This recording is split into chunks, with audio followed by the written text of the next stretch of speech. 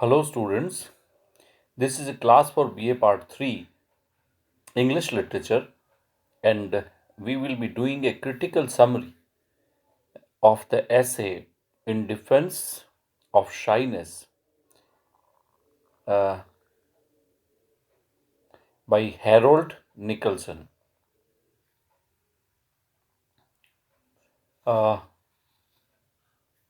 Harold Nicholson was Oxford student and he was a prolific writer and he has written more than 125 books to his credit.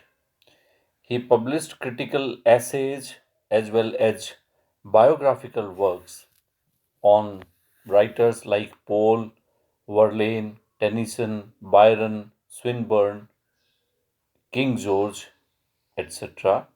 And his books on diplomacy, politics, travel accounts, mystery novels were also published. He was a columnist also, and he wrote book reviews for London Evening Standard, uh, the newspaper, and he gave radio talks also.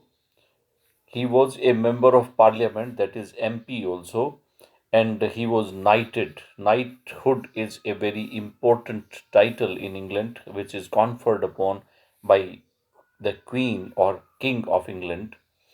So he was knighted in 1953. His works include Curzon, The Last Phase, Politics in the Train, Helen's Tower, Diplomacy, The Congress of Vienna, and Journey to Java. So in this manner, he has written on variety of topics, and he is remembered for his critical essays. This particular essay, In Defense of Shyness, is a simple satirical essay. In this essay, Harold advocates the necessity, importance, and benefits of shyness. He tells that shyness is very necessary for the development of our personality, and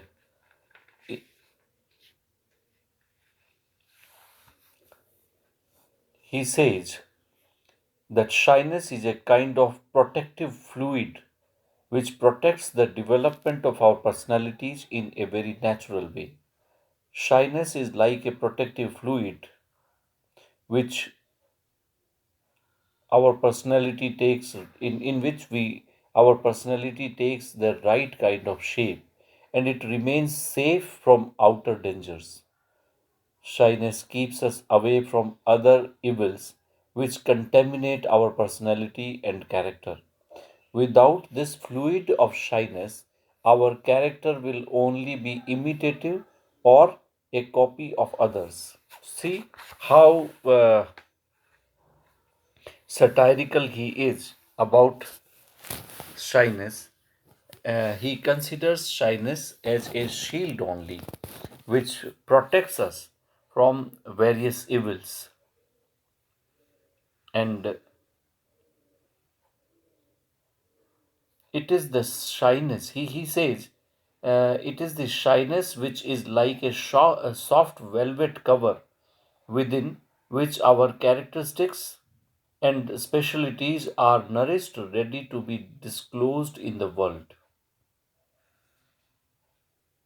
The author remembers those days when the author lived at his grandmother's house. He was jealous. Grandmother's house, where he was jealous and he hated a servant boy named Everald. Why? Because grandmother used to give tea parties where hot tea cakes were served to guests. It was author's duty to serve them, but it was a very difficult task because he had to serve the cakes from a dish, removing the lid and covering it simultaneously. Her grandmother rebuked him for not doing the service perfectly. She said that Everett was more expert in his work and the author should learn from him. Later, Harold realizes that he himself was better than the little poodle and he calls poodle to that servant in his work. Though he was little soiled and slightly imperfect in his work, but he was nice even though. Further, Nicholson says that there are two types of shyness, which is like a disease, the physical type and the mental type. Those shy who suffer from physical shyness show through their limbs and their movements that they are shy. Their arms and legs make jerky movements and they don't remain still. The victims of mental shyness don't move their limbs, but whatever they say or whatever they see in particular is very peculiar. These indications tell their shyness. This type of shy are liable to be pitied, the author says. Harold says that person of physical shyness can use his great circumspection and hence he can avoid the results of his suffering, that is shyness, and at last he can sit down in silence. But the mental type of shy don't get relief until they are left alone. So, in a very satirical manner, the author tries to give you the picture of shy people. The essay says that it is the justified fact for shyness that one is to be shy for all the people all the time. There is no reason of being shy. It is one's nature that he feels comfortable in his shyness. But shyness should be equal to others. It should not be varied person to person. Shyness should not be varied from person to person. I will shy this much from this person and I will shy this much for this person. This person. One should not be cunning to governess and polite to bishops, therefore, should not be discriminating. If one is shy, one should always be shy. If one is always shy, people will consider about him that he is a modest and gentle person. This type of view will act as a flatterer to people's self esteem and they will make you popular as a gentleman. Once you are popular, you can enjoy to be interesting, intelligent, and impressive. Without popularity, these qualities are nothing to you. But it is also a fact that to get admiration from other people, one should remove jealousy and envy from hearts. The author further says that shyness is completely Anglo Saxon failings. He means to say that shyness is the quality which Anglo Saxon people possessed and which caused them fail. Harold gives some example from literary world and says that many of the renowned authors and poets were shy and some were not. However, they were emotional and soft in their writings. He says that Virgin, who was one of the tenderest Roman poet, was not shy. He was bold. Horace was too much of bold and high speaking. Dante was also not shy, though he was unpleasant. Then there are Racine. Then there was Racine.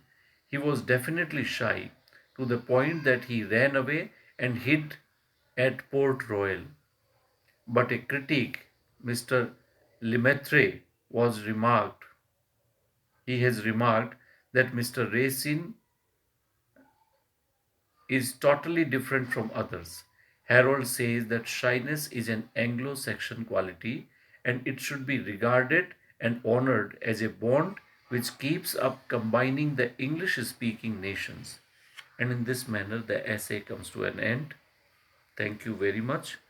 And if you find any kind of difficulty in the understanding of this essay in the text, you can WhatsApp me your queries. Thank you very much. That's all for today.